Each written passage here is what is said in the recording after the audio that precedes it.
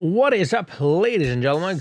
I'm Laughing Coyote. This is This Week in Cricket. We're going to talk about Bangladesh versus West Indies. I'm a bit late on this one, but I had the other two series going on, so I couldn't really do it. But here I am doing it right now. I'm going to do the entire tour in one video. You start things off with the ODIs. We had 3 ODIs. This is the West Indies tour of Bangladesh, by the way. So West Indies went over to Bangladesh, and the first ODI was very one-sided. What is expected, really, when you're playing against Bangladesh in Bangladesh? Bangladesh has in recent years have really become a strong team, a big team. They're no longer the, a smaller side like they used to be. And so they absolutely dominated West Indies, and West Indies was once an absolute powerhouse in cricket. 122 all out. Bangladesh scored 125. Shakib Al Hasan got the man of the match because he took 4 wickets and he didn't score all that many runs. He only scored 19, but Tamim Iqbal scored 44 in that, and also Kyle Mayers scored 40 in that one. So 122 is not that much runs. It was pretty much easy for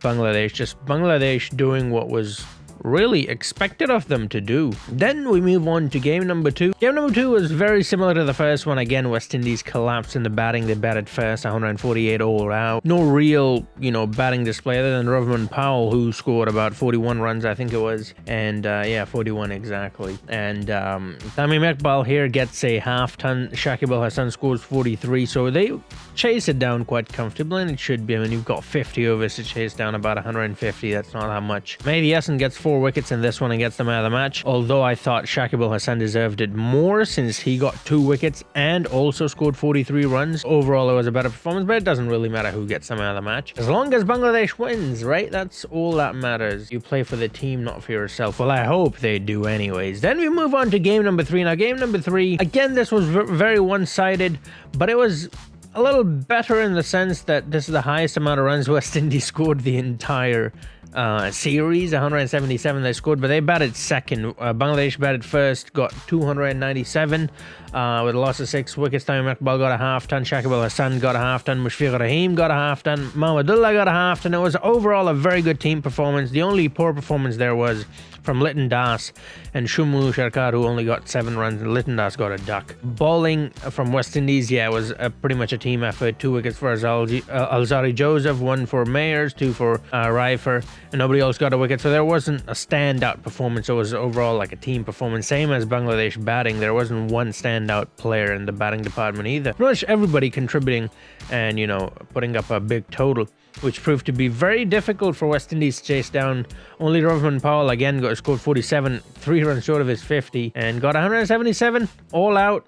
Lost the game in the 45th over, and 3 wickets for Shaifuddin. Mustafizur Rahman got 2 wickets, 1 for Taskin Ahmed, 2 for Mehdi Hasan Miraz, 1 for Shumu Sharkar, so at least he got a wicket with the ball because he wasn't too good with the bat. And Bangladesh complete the clean sweep, whitewashing West Indies 3-0. It was to be expected. Like I said, it was Bangladesh in Bangladesh. It's not going to be easy to defeat. But then we move on to the test series. Everybody expecting pretty much the same result, right? It's Bangladesh in Bangladesh, already whitewashed you. They've got the momentum. West Indies is sort of on the back foot, but no, West Indies replied, and it was quite a statement they made, because that game was the way it started. So Bangladesh won the toss. They batted first, scored 430 runs. Mehdi Hasan Miraz scored 103 in that one. Shakib Al Hasan scored 68. 59 for Shadman Islam at the top, and those were like the pick of the batsmen. Nobody else really got a half ton, and Mushfiq Rahim got close to at 38. So 430 is a lot of runs. Now I understand it's Bangladesh, the wickets are quite dead and flat, so you expect 400 plus, but still to actually get it is pretty decent against a very decent bowling attack. I mean, West Indies have got a really good pace attack, and they've got a couple of good spinners as well. Rakeem the Dream was playing. He got a couple of wickets in the first innings, and West Indies comes out to bat, and well, they're not that great. Craig Braithwaite, who was the captain, 76 runs he scored, 68 for Jermaine Blackwood, 40 for Kyle Mayers, and Joshua De Silva scored 42. But other than those guys, only one guy entered, 2 guys, and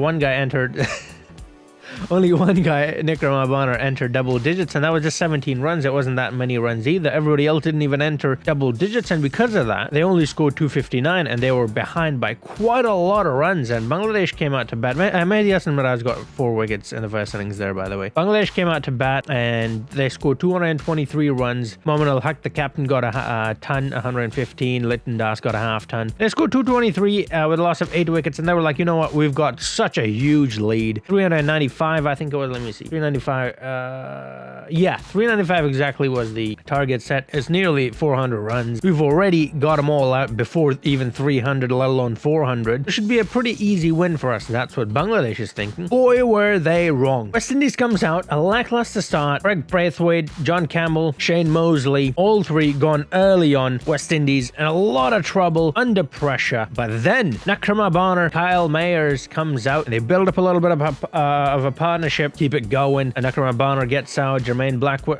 comes out. He only scores 9 runs. He's out. Kyle Mayers is still there. Joshua De Silva comes out. 20 runs. He's gone. Kemar Roach comes out. He's gone. All these batsmen come and go, but the man, the myth, the legend, Kyle Mayers is there. He gets 50. He gets 100. He gets 150. He gets to 200. Goes to 210. And guess what? Gives his country the victory, defying all odds. What an innings. Spectacular, deserving of applause and all the respect there is. Kyle Mayers, take a bow, son. West Indies wins the first test. Now then, we move on to the second test, and the game is very much on, because now West Indies have made a dream comeback in that game. They stood up to Bangladesh, who've pretty much bullied them in the ODI series. In this one, West Indies bats first, scores 409 runs in the first innings. Craig Braithwaite gets very close to a 50 but misses out on only 3 runs. Nikram Abanar gets 90 runs. Joshua De Silva gets very close to his 100 as well as Alzari Joseph, but neither of them get 100. 409 runs scored total, a lot of runs. 4 wickets for Abu Jaid, 4 wickets for Tajul Islam, 1 for Mehdi Hasan and Shumu Sharkar. Then Bangladesh come out to bat. Tamim Iqbal scores 44, 54 for Mushfiq Rahim, 71 for Litton Das. Mehdi Hasan Miraz scores a 50 as well. So overall good performance, but there were a couple of ducks in there, 1s and 2s and 4s, and not great for what they were chasing. They were chasing a lot more than 296, which is what they put up, and now they're behind. In this one, Raheem the Dream gets a 5 for Shannon Gabriel, picks up 3 and 2 for Alzari Joseph. Now Alzari Joseph have scored 80 some runs as well with a bat, so he's on another level at the moment. And the West Indies come out to bat, and well, it's a shit show, let's be honest. They're all out for 117 runs. No real performance there. The highest amount of runs scored was Nikram Abanar, who got 38 runs. Kyle Mayers in this game was extremely disappointing. He was a hero in the last one, but not in this one. And it seemed like an easy game for Bangladesh to win. What is it? 231 runs was the target. They should be able to get it. It's Bangladesh in Bangladesh. Come on, Matt. Flat, dead tracks. They should be able to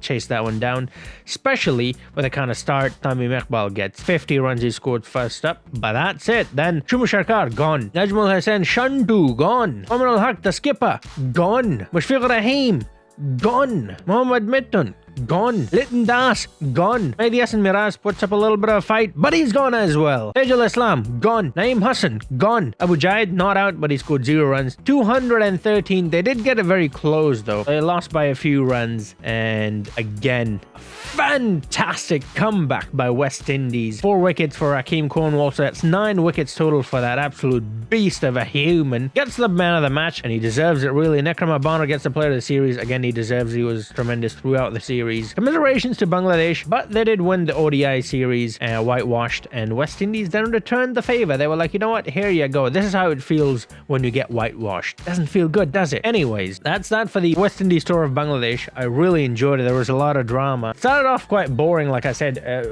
We all expected Bangladesh to win, but we didn't expect Bangladesh to absolutely wipe the floor with West Indies. Bangladesh is a strong side, but West Indies is a good side as well. It was very one-sided in the ODI, and then the test series. Oh my god, this is why I love Test so much. It is so exciting. It was quite a performance. Congratulations to West Indies. Congratulations to Bangladesh as well on the ODI series. Thanks for watching this video. I hope you enjoyed. Do let me know what you think about the series, and I'll see you guys in the next video. Until then, have a nice